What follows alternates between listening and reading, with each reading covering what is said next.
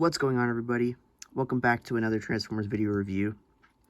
Today, we're going to be taking a look at Transformers Generation Select's Super Megatron. And this is a figure that I've been searching for and looking forward to for years now, since I saw it a couple years ago when I saw it. It's been out for a while. I think it's like 4 or 5, maybe 6 years old now, but it came out around like the beginning of Generation Selects. I guess maybe more towards the middle, so whenever that was. But I saw him online, and man, it looks so cool. And finally, I found him at a toy shop in Houston, Texas Time Warp Collectibles. If you see this and you're in Houston, go to them. This is it's not meant to be an advertisement, but they're cool. They had some great stuff there.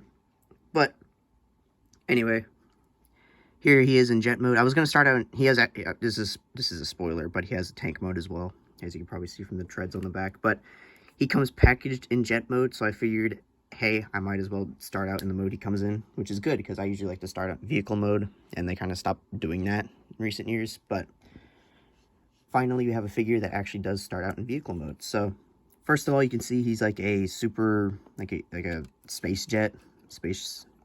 Yeah, he's a space jet, basically.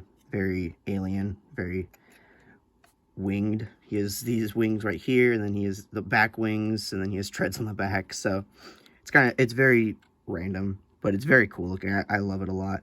You can see he has his cockpit right here with some yellow, very long nose cone. There's some yellow in there because it is actually a cannon. But the bottom, not bad or anything. You could kind of tell it's a robot, especially with the feet at the back. But it's big too. It's really nice. Very swooshable, I guess. Not much else to say about it, really. It's a space jet, and I guess you can kind of pose the wings around, but again, it doesn't roll or anything because it's not a ground vehicle, so there's really just not much to say about it. I don't know, but it looks awesome. I love it a lot. So other than that, I think we should just get right into tank mode, because this is actually going to be a longer video. He has quite a few forms according to the manga, because there was a Generation Selects comic, and so I'm going to be going off of that. In the instructions, he has like 4 modes. He has this mode, tank mode, and then 2 like robot modes, but in the comic, he has like 4 robot modes, so I'm just going to go off of that. So it's going to be a longer video. But to get him into tank mode, first you want to pop up the nose cone and then take it off and flip it all the way back. Then flip up the wings and flip back these wings. And then basically just take apart the legs like that. Bring them out so you can swivel the waist around like that. And then bring them up. And then they tab into the arms like that. You can see there is, I don't know if you can see that, but there's a hole right there, and then there's a peg up on the arm that you just plug in like that. And then bring around the wings and fold them up. On my copy, this wing right here doesn't like to stay tabbed in, so that's a bit annoying. But it stays down when you put the cannon on. So you basically split the nose cone like that, fold it around, bring up that piece, and then flip out the cannons, because it's a tri-barrel cannon. Then flip it back up. Then you want to fold it out in that piece, and then you just put it on in the hole, like so. And here we have tank mode. Honestly, it doesn't look that good on camera, but in person, I don't mind it that much. You can tell it's a tank. Has a little treads at the back, and then treads at the front, and then a giant cannon, which can actually go up, and actually just up, and then it can swivel at the back, and then have movement right here, and then it goes up and down. So quite a bit of tank mode posability, especially for the turret. It doesn't roll. It's fake treads, so there's not actually like any wheels or anything, but you could just still glide it across the table. But it looks cool. Oh, that just came off. It looks cool. I think it's neat. And I like triple changer Megatrons. I think he should have that ability. And I also like Jet Megatron, so I think the Jet mode is definitely my favorite of the 2 alt modes. I don't have any. I was gonna try to do a comparison, but I don't have any comparisons for the tank mode. So I think we should just get him right into his first robot mode, which is Super Megatron. So first, you're gonna want to take off the cannon, and then basically just undo everything we did earlier, like that, and then fold around the cannon.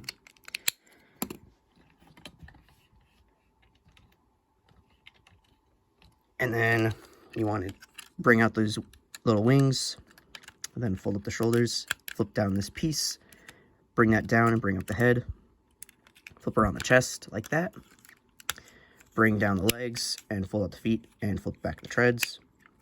Same on the other side. Click, flip, and then click again. And then straighten them out. And then simply bring down the arms and fold up the wrists. They're on ratchet joints, so it sounds nice. Like that. Very simple, actually. Here he is. Here's robot mode. Super Megatron, sorry. Just kind of trying to get it straightened out for the camera. And there he is. And then, of course, you put on the fusion cannon. It's on a little peg right here, then a hole in the back. Like so. And this form is probably my favorite one. I just love that cannon. And he basically loses that in every other form, so. But yeah, that looks really nice. I just love this figure. Like, this is one of my grails, honestly. I just love the look, love the forms, love the playability. And so, for comparison,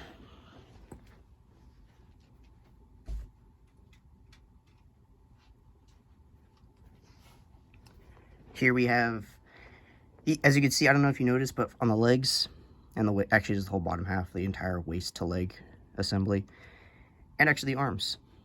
He is, in fact, a retool, and heavy retool of Titan's Return Galvatron.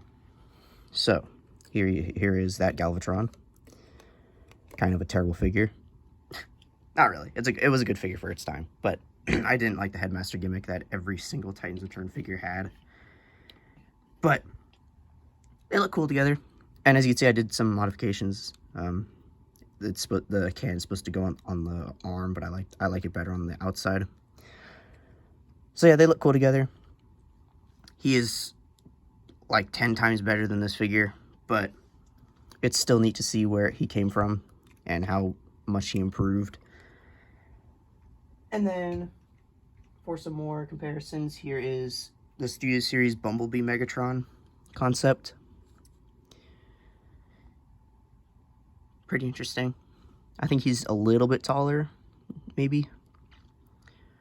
He is a leader class figure, and then I think he is actually just classified as a Voyager class figure, but nowadays I feel like he would be a leader class. So, there's that. And then last for this mode, I have another figure for the next modes, but here is Siege Megatron. And wow, this figure is just so much cooler than him, honestly. This is good for like a base Megatron or a G1 Megatron, but this figure is just so much cooler as just a Megatron. Doesn't come with a melee weapon, so that's a little bit of a downside, but I don't think he ever used one. I don't know, I didn't read the comics or the Battlestars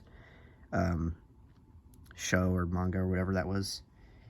He did actually appear in like the 90s in Asian manga, I'm pretty sure, and then he made a reappearance in the Generation Selects comic for him. So, this has been Super Megatron. Now, he has a second form, which is Ultra Megatron, and I have to remember exactly what it is. So, first you're going to want to flip out the chest, like that.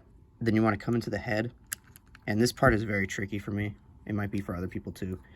But, as you can see, when you pull him back, you can flip around his face to a battle mask, but that's not how it is first. You want to come to the top piece, because there's actually two pieces. Flip it around to the red piece, like that. and then he has like a little red crest. And then you want to come to the back and flip out the wings like that. And then for the cannon, flip it around like that. Bring that up. Bring out the cannon, or the other cannon. Close that up. Close that up. And then you can put it on his arm like this. And then put this on his shoulder.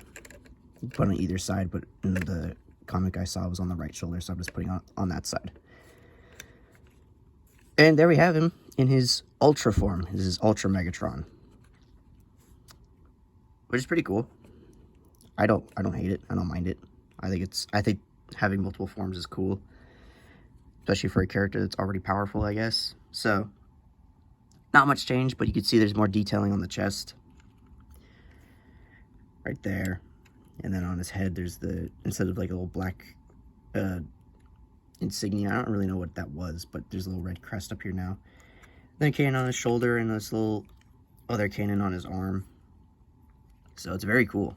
And you know what I forgot to do? I forgot to do posability.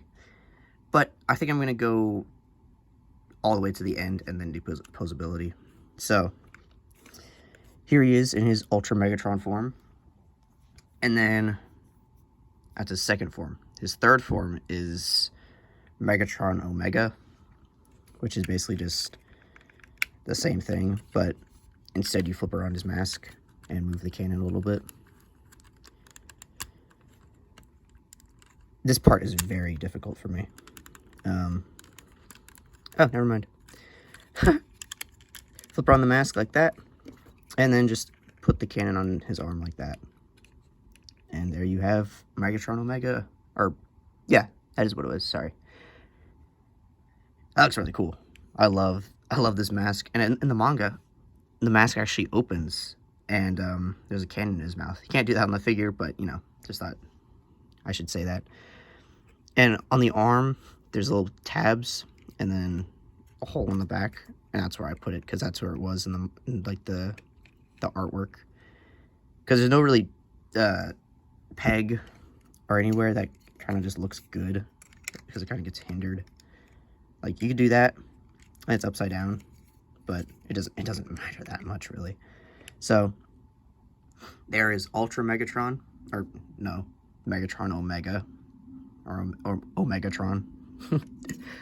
And then for his final form in this body, because he actually does go past both these, like all these forms, and becomes Megatron Gold, which is just a masterpiece Megatron figure. For his final form here, his fourth one, you take off the cannon, fold these back like this, and then fold them up. Flip up this tread piece, and then come in here, tab the cannons back in like that, and then put it on his back like so. And there we have Megatron Omega Perfect. It's like a Dragon Ball character having all these forms. That's very cool looking. It's kind of off center, sorry. That's just crazy, honestly, with like the wings coming out. And actually they're like flattened like that. It's like a cape, honestly. But yeah, this is just, it's so cool. And like when I found out he had so many forms from the manga, that was so cool as well. But like you see these like wings on top, and these are actually cannons. I don't know if you noticed that. I should have mentioned that, but these are like missile pods actually. So it's very cool. Looks awesome. Let's get a closer look at that mouth, or that mask. Like, just such cool detailing. And the helmet's really awesome as well. It's super cool. Super Megatron. So, for posability, there is the movement at the shoulder pad missile things, and the movement at the wings. He has a ball joint at the neck, so you can get some movement there. Look up that far and look down that far. He has a rotation at the shoulder. It's hindered by the shoulder pad, but it's, you know, it's some movement. Then there's a ratcheting in and out at the shoulder, a bicep swivel, a double jointed elbow, Only downside for me really is there's no wrist articulation or fingers or anything, but it's fine. It's an older figure. He still gets the job done.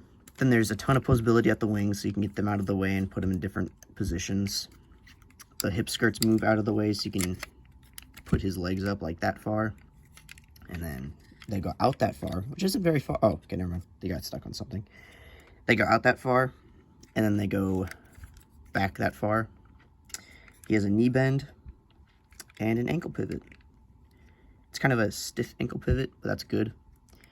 Same problem as Galvatron, this up and down at the ankle kind of loose, so he kind of has some trouble standing sometimes, or looks weird when he's standing, but whatever. And then of course he has the waist swivel from transformation and also just robot mode. So you can get some nice poses out of him, really. Like, it's so cool. It's such a good looking figure, such a cool looking figure. And oh, there is one more comparison I wanted to do. There's actually two I want to do, but I don't have one of the figures. So the first one, and only one actually, is the Transformers. I'm just trying to get him standing before I... Alright. Transformers The Last Knight. Alright. Transformers The Last Knight Megatron. Voyager class figure. I could do the Leader class figure because he actually does have the battle mask, but I'll get the point across of this figure. Here he is. You're probably wondering, well, he's so different. He's very, it's obviously just a completely different design. I don't think so. Let me put that down so you can see a little better. You see that battle mask he has? You see how there's kind of like tusks that come up near his eyes and covers his mouth? The Last Knight Megatron does the exact same thing. He has these little horns on the side of his mouth. Yeah, I should have done the Leader class figure, but they come around and they cover his mouth in the movie and on the other figure. But so it's like they transform up into that.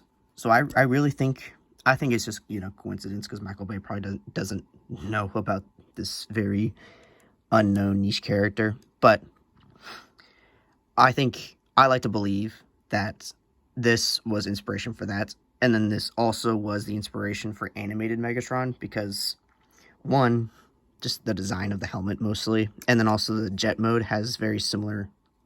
It's very similar to the animated helicopter with like the wings and how they can like angle up a little bit, and also there's the cannon and the nose cone, which is, I think, is just coincidence because how the figure transforms. But there's the cannon under the cockpit of the helicopter, and then also Season 4, if that ever happened for animated, he would have had his Marauder Megatron mode, which I'm pretty sure is actually just a full reference to this figure, because it was a space jet and a tank, and then also had a weird mask.